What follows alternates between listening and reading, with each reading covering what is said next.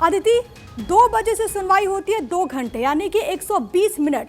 इस 120 मिनट में court room में जो कुछ भी हुआ, अब आगे से इस पूरे मामले में आपको पॉसिबिलिटीज क्या कुछ नजर आ रही है?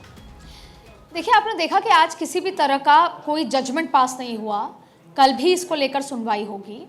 और सरकार की तरफ से जो दलीलें हैं, क्योंकि अब कहा गया था कि पहले के बिल में केवल सुन्नी और शिया हुआ करते थे, लेकिन अब जो दूसरे समुदाय हैं इस धर्म में, जो दूसरे हैं, पिछड़े हैं, वो भी इसका शामिल होंगे। इसके अलावा रोक नहीं लगी है, ये सबसे ज़्यादा महत्वपूर्ण बात है कि बिल जो है उस पर सुप्रीम कोर्ट ने रोक नहीं लगाई है। अभी और भी दौर होगा जब, देखिए, बार बार ये दलील दी गई है कि एक रिफॉर्म है, बदलाव है, बेहतरी के लिए है और इससे किस किस तरह का फायदा होगा, और इसको जोड़ा गया है सरकार की तरफ से ये कहते हुए कि जिस उद्देश्य के साथ इस बिल को लेकर आए थे, जो बात हम डिबेट में भी अक्सर कर रहे हैं, उस उद्देश्य को सही रूप से उन तक पहुंचाने के लिए जिनकी ज़रूरत है, इसलिए इस बिल में रिफॉर्म किया गया है। तर्क तमाम तरीके के हैं, सुप्रीम कोर्ट ने तमाम बातें भी सुनी हैं।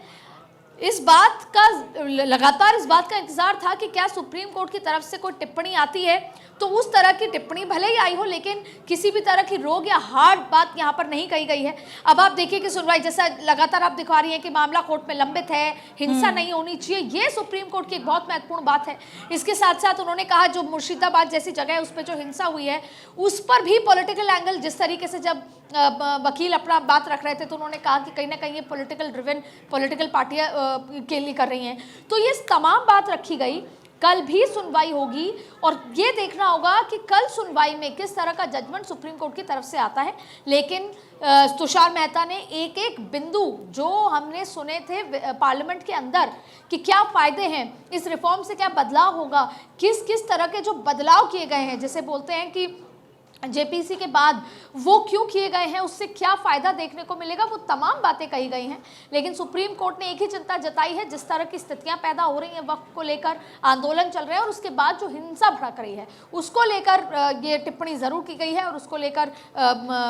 चिंता भी जताई गई है। लेकिन अब इंतज़ार है कि कल क्या होता है और कल किस तरह की सुनवाई, क्योंकि कल भी पक्षों को सुना जाएगा, एक एक बात को समझा जाएगा और उसके बाद सुप्रीम कोर्ट क्या इस पर वर्डिक्ट देता है, उस पर ना सिर्फ दोनों पक्षों का बल्कि पूरे देश को उस पर नजर बनी रहेगी। इंतजार है। और अदिति, सबसे बड़ी बात है क्योंकि इस पूरी सुनवाई के दौरान कोर्ट कई प्रावधानों से यहाँ पर जो ऑब्जर्वेशंस निकल करके सामने आए उससे सहमत हुआ कि वो संविधान के अनुरूप है। लेकिन 2-3 बिंदु, एक तो रजिस्ट्रेशन को लेकर के जो बात ये कही गई कि क्योंकि कुछ प्रॉपर्टीज ऐसे हैं जो कि बहुत पुराने, उनके डॉक्यूमेंटेशन का प्रोसेस किस तरीके से बढ़ेगा उसको लेकर के क्लैरिफिकेशन जो कि सरकार को यहाँ पर रखना होगा। इसके अलावा बोर्ड मेंबर्स को लेकर के जो यहाँ पर जो विपक्ष में याचिका दायर की गई थी जिसमें इस बिंदु का जिक्र किया गया, तो इस पर भी क्लैरिफिकेशन मांगा गया है। लेकिन इस दोनों पॉइंट के इतर कोर्ट ने कई पहलुओं को लेकर के कहा कि वो संविधान के अनुरूप है, ऑब्जर्वेशंस में कम से कम। अब यहां से पूरा मामला कैसे बढ़ता हुआ नजर आ रहा है और क्या ये संभव है कि आने वाले वक्त में इस पूरे मसले को संवैधानिक पीठ को रेफर किया जाए?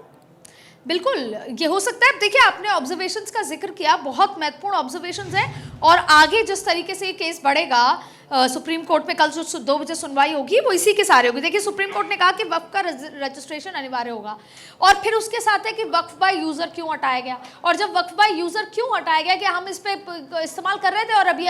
वक्फ की प्रॉपर्टी हो गई, तो सरकार की तरफ से इस पर सफाई दी गई है कि क्यों प्रॉपर्टी हो जाती है, क्यों आपने 4 दिन यहाँ पर नमाज पढ़ी और आपकी प्रॉपर्टी हो जाएगी, या किसी भी वक्फ बोर्ड के व्यक्ति ने कहा कि ये तो वक्फ की प्रॉपर्टी है और वक्फ की हो जाएगी। तो जाहिर तौर पर उसके अलावा देखिए बहुत महत्वपूर्ण ऑब्जर्वेशंस जो दिए गए हैं कि जैसे इस तरह से बात भी कही है कि हिंदू एक्ट कहता है कि चैरिटेबल ट्रस्ट को हिंदू करेगा, उसकी देखरेख हिंदू करेगा, तो हिंदुओं का इसमें कि पूरी बोर्ड के अंदर हिंदू क्यों है, उसमें भी ये बताया गया है कि राज्य सरकारों का फैसला होगा। ये जो बीच का राइडर बताया गया है ये उसमें एक्सप्लेन किया गया। इसके साथ साथ क्या है कि जो सीजेआई खन्ना ने ये भी कहा कि वक्फ रजिस्टर कराने से मदद मिलेगी। जब सुनवाई हो रही थी उसके दौरान ये भी कहा कि रजिस्टर कराने से दूध का दूध पानी का पानी हो जाता है, ये जो डिस्प्यूट होते हैं जो बाद में निकल कर आते हैं वो नहीं होते, तो रजिस्ट्रेशन बहुत ज़रूरी है और सरकार भी इसी बात के लिए इस रिफॉर्म में लेकर आई है। इसके साथ साथ आप देखिए कि ये भी कहा गया है कि जो पुराने मामले हैं, जो लंबित मामले हैं, उसका क्या होगा। साथ में ये भी कहा गया है कि जो पुरानी प्रॉपर्टीज थी, जिसको सरकार बार बार कह रही है कि 1 इंच भी जमीन नहीं की आपसे छीनी जाएगी, तो सीजेआई ने भी कहा कि जो पुरानी जमीनें हैं वो आपसे नहीं ली जाएंगी, उसका ये सुरक्षित रहेंगे। आपकी वो जो पुरानी जमीनें हैं, डिस्प्यूटेड है वो एक अलग मसला है क्योंकि वो रजिस्टर्ड नहीं है, डिस्प्यूटेड है, उस पर क्लेम है, पर उसके अलावा जो वक्फ की प्रॉपर्टीज हैं आज तक वो आपसे नहीं ली जाएंगी, ये भी है। इसके अलावा तमाम तरीके की और भी बात यहाँ पर जो उसमें कही गई है। तो जाहिर तौर पे ऑब्जर्वेशंस बहुत सारे हैं। ऑब्जर्वेशंस को अगर बारीकी से समझा जाए तो सरकार के कई ऑब्जर्वेशंस को सुप्रीम कोर्ट ने भले ही वर्बली नहीं सराहाया हो, लेकिन जो बातें कही गई हैं वो कहीं ना कहीं जो अभी का एग्जिस्टिंग बिल है, जो अमेंडमेंट 2025 है, उसके लिहाज से उसी के समर्थन में नजर आ रहा है। लेकिन फिर भी कल सुप्रीम कोर्ट इन ऑब्जर्वेशन के बारे में आगे क्या कुछ कहता है उस पर नजर रहने वाली है, क्योंकि वो बहुत महत्वपूर्ण हो जाएगा।